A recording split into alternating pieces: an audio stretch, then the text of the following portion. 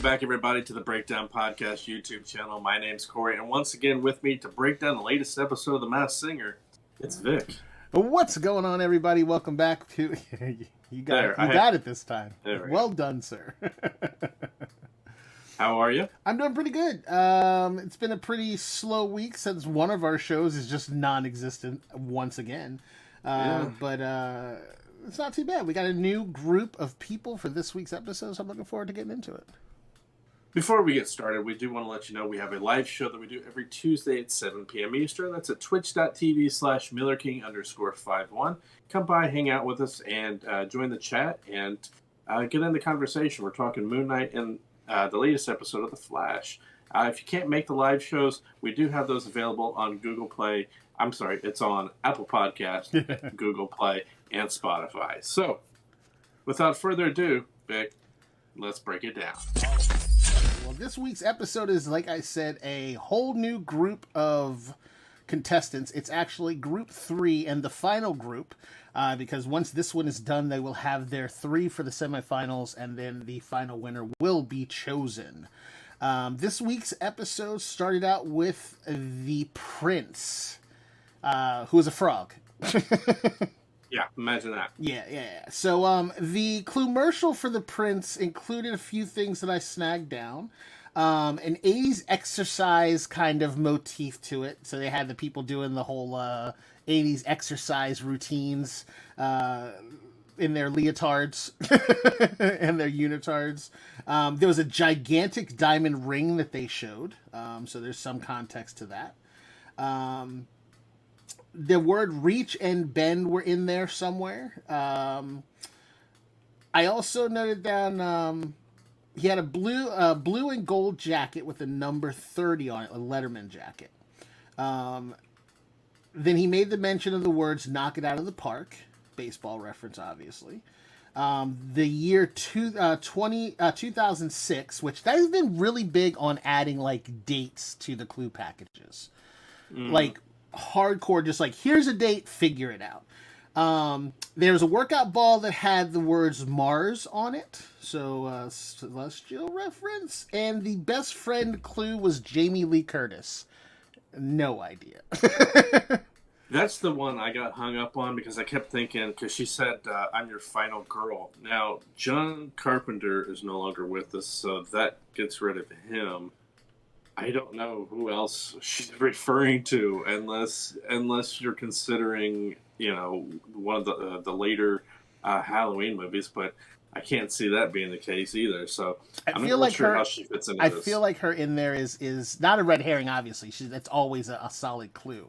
But I don't think it has anything to do with her and in movies she was in. She just knows this person and is like solidly connected to this person. But I could not find anything off the top of my head or in my research to connect her to anybody. And the only thing I could do, so I had one clue, and this has worked for me in the past because the Magic 8 Ball did it for me with Penn and Teller. But this one clue, the blue and gold Letterman jacket with the number 30 on it. This is a hardcore clue for me, mainly because of all the stupid... I watched this stupid Holy Moly show with Steph Curry, the putt-putt golf show. I was entranced with that show for a while. But Steph Curry played for the Golden State Warriors, one of the few basketball references I know because of this.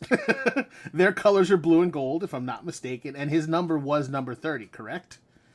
That's what I understand. Okay. I don't watch anymore. So if that's the case, then this could be Steph Curry, because it makes a solid reference. But then right after I was like, okay, this would make sense if that's him. But then the knock it out the park thing is a baseball reference, which doesn't make any sense to me with Steph Curry, because I couldn't find any reference for him being like a dual sport guy that played baseball too. So, because that was the only other thing I could think of. and then Jamie Lee Curtis even throws that off even weirder. So right. I mean, she could have something to do with him because of one of the shows or one of the things he does. So there's no telling. Very possible. I think he's getting into a lot of producing movies and TV. So maybe there's a tie-in there. Yeah. But I think your guess is the best one I've heard yet. None of the judges gave any kind of decent guess on that. So. I didn't have anything. It's better than I had. So You're going to see a lot of repetition of me saying that this episode. To be honest, I mean, with this being the first week, that's why I was so studious about getting the clues written down, because I wanted to make sure that I had something to reference back to, because nothing popped to me hardly at all for these guys. So the next one on the list was Baby Mammoth, and I don't know why they made such a huge deal about this costume. It's literally just a little red elephant. Yeah, and they're all like, oh, it's so cute, it's adorable. I'm like, it's just a little red elephant. Get over yourself. Well, they have to say something because they don't have anything else to say. Right. Again, I don't have a guess, but I will say that Robin said this person has seasoning. Robin, if you're watching, and I'm sure you are, I'm going to tell you it's called She's Older. let's not gloss over it. Seasoning makes her sound like something out of my cabinet. I mean... And she's not salt or pepper. So. With an A. Yeah, so for Baby Mammoth's clue, the first thing they show was a pair of red ruby type slippers, which automatically puts you into something to do with the Wizard of Oz, obviously. But again, as the color, it could be a red herring. The silver medals and the number 2 came up a couple times, so this person either got silver medals, said she never got the gold, but she always wanted, but she got 2 silver medals. But so this time she's looking to get the gold. There was a cheerleading, megaphone, and purple pom-poms, so there's something there. And a matchbox. Maybe it's Kirsten Dunst. Maybe she was in that movie. Maybe. as were 100 other people. Right. It has nothing to do with getting silver medals that I know of, or the Wizard of Oz even. So I don't know. There's a number of people who have played Dorothy Gale in a number of different movies, iterations, TV, musicals, shows. Offshoots like The Wiz, the Emerald City on Sci-Fi. I couldn't find anything that would make any of these clues make sense to any of those people who played Dorothy Gale in that story. So if that's not the case, then it's possible that it's a different character involved with the Wizard of Oz, and the shoes were just to get you to the Wizard of Oz type situation. But I couldn't think or find of anything that made a match, so I have no guesses for this one. Boy, it's a running theme in this episode. It is. I mean, yes. The good part about it though is it's not easy. Like if it's super easy, you're just like, oh yeah, I know who this person is. You're like, okay, we're done. We just sit on it. And then we have to just make up conversations about it. But like the fact that it's hard to figure out who this is. So moving on to the next one, it's Queen Cobra, which I am freaking confused as to what we have going on here. Okay? Because they at one point had 6 versions of the Queen Cobra costume in the same, performance. And then in the commercial package, there were 2 of them. So... is there more than one person involved in this, or I don't think so. What's the situation?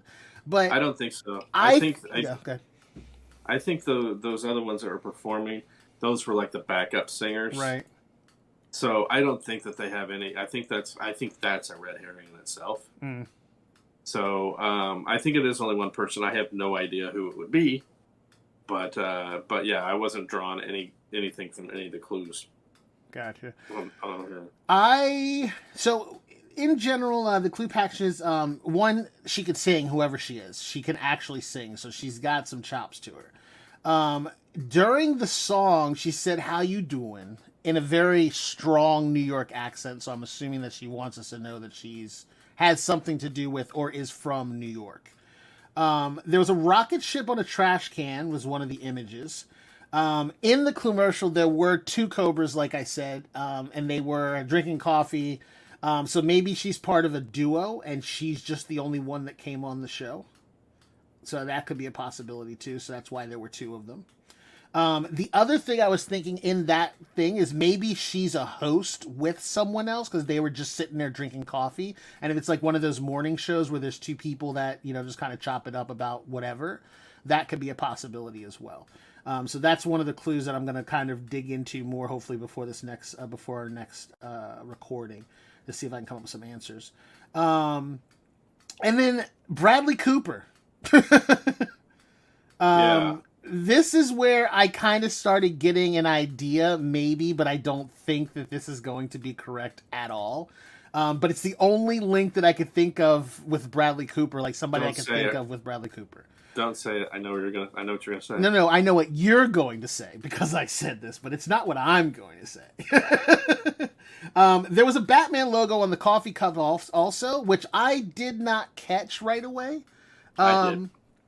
And then there's 5 of the Cobras, which, like you said, and I even wrote down it's a red herring. And then 1990s was the other was the date clue for this particular person. Hold on, I did have an idea for this, and I didn't write it down. So I'm taking back what I said about not having a guess. But go ahead, continue. Okay, so based off the Bradley Cooper portion of it, I think that my idea is that this could be Jennifer Garner. I have nothing better to go on than the fact that she's done a show with him. She kind of fits the body type of the Cobra. She was talking about striking and fighting type of situation, and in Alias, that's what she did. She was like a super spy, and that's what I'm kind of Elektra, right. And she was also Elektra, and that's what I'm kind of bringing it back from. But she has absolutely no connection to the Batman logo in any way. She does. Does she? How? She did. She was married to Ben Affleck. Oh, that's a loose connection that I did not make, but I will say this: I don't think that Batman logo is the same one that Affleck had. Yeah, because every Batman has had a slightly variant, variation of it. Yeah. I did not think about that at all. So yeah, that could be the Batfleck thing, but I'm gonna go with Jennifer Garner for now because I have nothing better to go with. Like I think that's who this could be. My guess, again using the Batman thing was, and I'm not positive this is the same one, same logo, but I was going with Zoe Kravitz. Okay. Who has a father who can sing, so it's possible that she's a good singer too. But I don't know. That's going from the current Batman movie, which I actually just finished watching, to be poignant. But does she have a connection to Bradley Cooper? I don't know. I mean like the Bradley Cooper thing can't be ignored. Like that's one of those things like true. Like Jamie Lee Curtis, that's just got to be part of the story. It's true, but maybe he helped her along the way do something, and so that's what the connection is. It's one of those connections that nobody's going to know about. It's a loose tie, like he did a song with her or something silly. I don't know. I mean, that's as good a guess as any, my friend, most definitely. So you're going with Zoe Kravitz. I'm going to go with Jennifer Gardner for right now and see if that makes the list. I'm gonna research your Zoe Kravitz idea too and see if I can come up with any connections to that either. But I don't. I tried. They didn't. They weren't in a movie together. Yeah, it's an interesting one, but that's all I have for that. So our final, is that all of them? Hold on, did I get them all? Who'd I miss? Nope. We're gonna go. Oh, I missed the squirrel or the rabbit. It's a rabbit. The rabbit. Right? We'll do rabbit next, and then because Jack in the Box was voted off, and we'll talk about that in a minute. Now the rabbit, I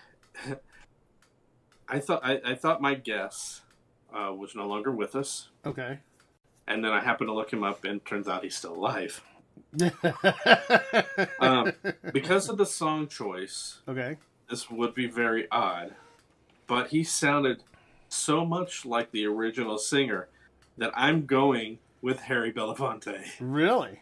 That rabbit moved a little better than I think Harry Belafonte can. But Probably so.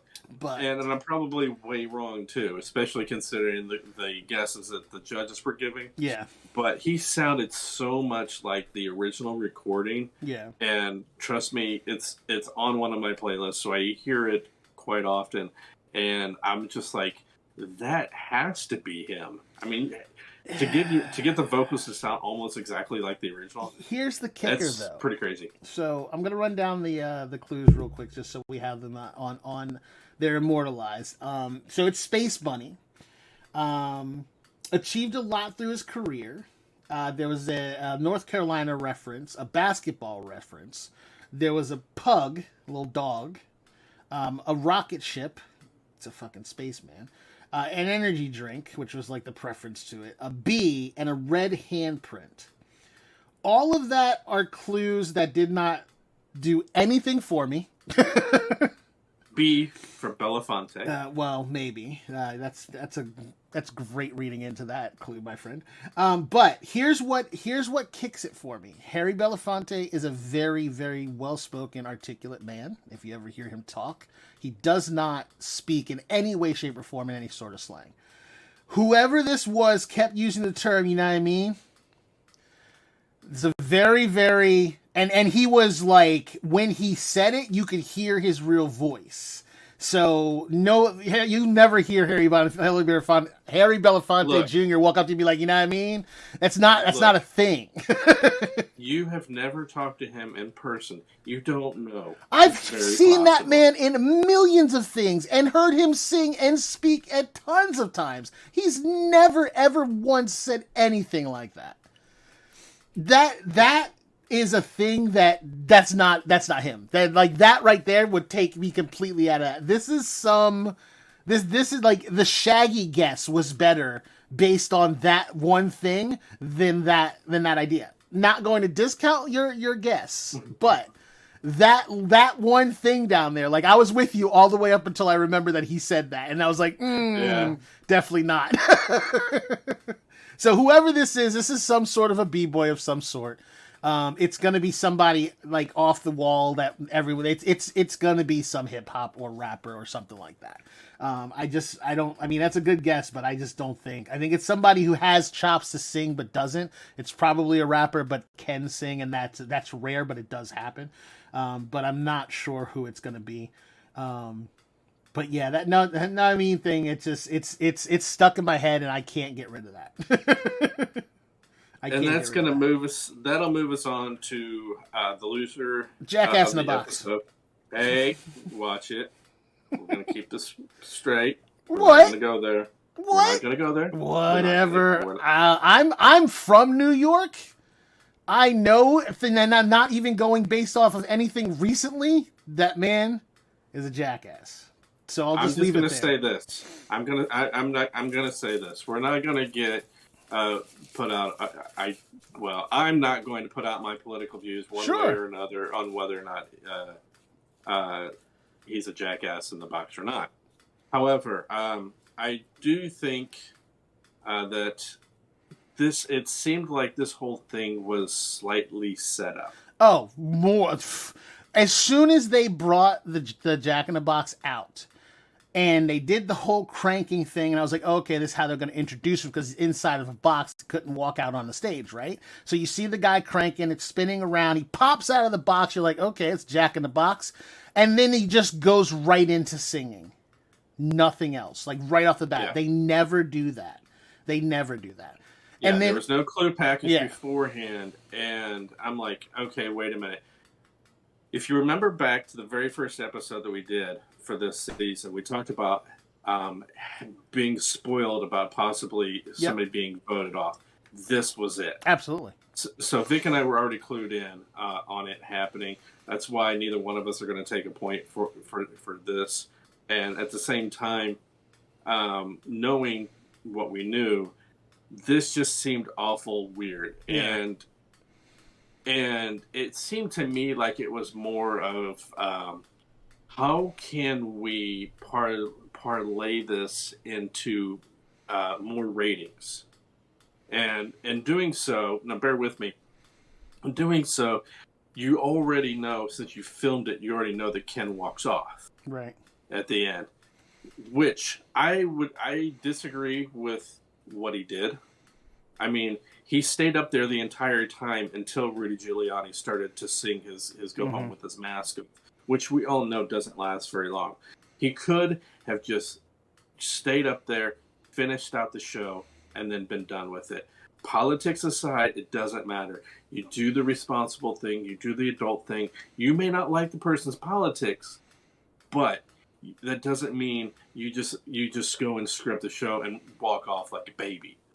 And I also heard that Robin did the same thing, but I didn't know it. They didn't show him walking off. No. He just said when he saw him, he's like, "You've got to be," and I'm pretty sure he said "effing kidding me," but he was turning as he was walking towards Jenny as he said it. And then they cut off of him real quick, and his audio dropped. So I'm pretty sure he probably said something that they didn't like, but he didn't leave, and he did engage. Where Ken was like, "I'm not going to be involved in this at all." He just crossed his arms. He stood there. He didn't say anything. Like, so he didn't. That's pouting. Yeah, that's it pouting. is. It definitely is. Look, you had Sarah Palin on previously. You didn't throw a fit when she was on there. And she's not in the same political arena party that obviously you're part of, but you didn't walk off the stage then. I have a feeling that not to mention the fact he wants to pout about that, and he got so offended by it.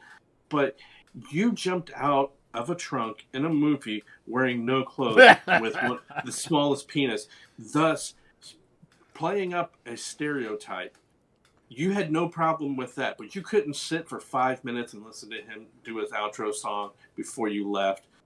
I think this is a big... I think this whole thing is either him being a big baby or the fact that they were trying to do it for ratings. So whether it worked or not, I don't know. And here's the thing that I kind of see as being a situation with it. I feel like the possibility of...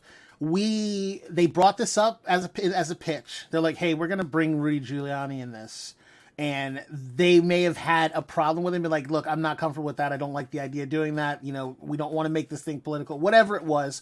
And I think that Ken could possibly have a personal beef with him of some sort. We don't know, but there could be something personal between the two of them that's just not a thing. If they were like, "We're going to do this," and he's like, I don't want to do this, let's not do this, like, I'm against this, whatever, then they did it anyway and didn't tell him, and then he finds out, that's how he found out that they did it, then I could see him being, like, a little pissed off that they, like, basically, like, I don't know, I wouldn't say betrayed him, but, like, basically went against what he thought was actually happening. And then brought him on, and then he had a reaction to it. And that was a pretty straight, visceral reaction. It wasn't like, "Oh my God, what the hell?" Like, it was like, "Why is he here?" type of situation more than anything. Mm-hmm. But, as you said, the fact that he didn't say anything, he just kind of kept to himself, I wasn't against that. Like you said, it's pouting. True. But if you don't like somebody, you don't talk to them. Like, that's just the bottom line. Like, if you're not going to make an effort to have a conversation with him, so he didn't engage. And then when, like, everybody, and I think the other part to that is, like, if he was standing there, and at that point they had all had a conversation in that pitch meeting for him, because as much as they say they don't know who this is, I feel like this was a stunt that they talked about to do, to have him on the show, and then to vote him out, because you knew he was gone. The minute that thing came out of that box and started singing, you knew he wasn't going to make it to the end of the episode. He was the one that was going to get voted out. So like you said, I feel like it was a stunt that was pulled by the production staff, and he just wasn't he wasn't for it. And after standing there through it, and then probably I think the other part is because the other three were just like, "Oh, is it true that you really married 112?" Like, he said he did. Like, of course it's true. Like, okay. But, like, I think that the other part is, like, after they all decided this wasn't going to happen, and then they were just like, "Oh, we're going to play along with it." I think he was a little upset about that, which, again, is pouting. So, and then he was just like, "I'm done with this." And this is the other thing. Like, I think that they took the shot off of them, And normally when they view off, they usually don't show they don't normally show the judges at leaving. The end. Normally, when they show them singing, they go to them singing. They'll show the audience, and then they'll go back to them singing, and then the credits will roll. They didn't do that this time. This time, I think that he didn't know that they were going to come. That like they had recorded it. I mean, obviously they have multiple shots, but the editors decided to grab that portion of it and put it in there, rather than doing what they normally do, because if you go back and look, that's not how they normally handle the outros for the episodes. Right. They just threw that back in there to kind of put, oh, look, he's pissed off and he's leaving. So, yeah. Not to mention his mic was still hot too, and their mics are never hot when they do that, by the way. Yeah. And part of me also thinks that he was kind of trying to, I don't know, it's trying to, what is that? What's that called when you? I don't remember what it's called. Like virtue signal. There we go. I don't know. It's just like, look, I stand with everybody that hates him. So I'm gonna show you guys how much I stand with. But I mean that like he wasn't doing that in an an open way in which would have brought any kind of attention to that fact. The editors decided to do that. Like he decided not to be involved in the conversation, which is fine. It's not like that's not the first time that hasn't happened. Other people have not spoken to a thing, but he decided not to be involved with it. And then when he thought they were done and they were cutting off him, he's like, "All right, I have another," and he walks off. But then the editors and the producers are like, "Oh, that's dramatic gold right there," and they just put it in there. So I feel like what you're saying may be true, but I feel like it's not a matter of him doing that to prove a point. He did it, maybe, and not. The editors put it in there to add some extra drama to it. But when it was all said and done, it was Rudy Giuliani. He said he did it because he just had a granddaughter and he wanted to have something to memorialize it and they'll show a different side of himself, whatever. I'm like, yeah, whatever. But anyway, I think it was a stunt. So yeah. My guess is that Cobra's going to take this. Is my guess. Baby Mammoth will be out next week. It'll go to the Prince, and it'll go to the Bunny, and then they'll do the double, and then Cobra will end up being the last one left. That's my prediction. All right, and we will find out how much of that is true in the future episodes. We do want to thank you for watching. On behalf of Vic, that's me. I'm Corey. Thanks for watching, and we'll talk to you next time. See ya!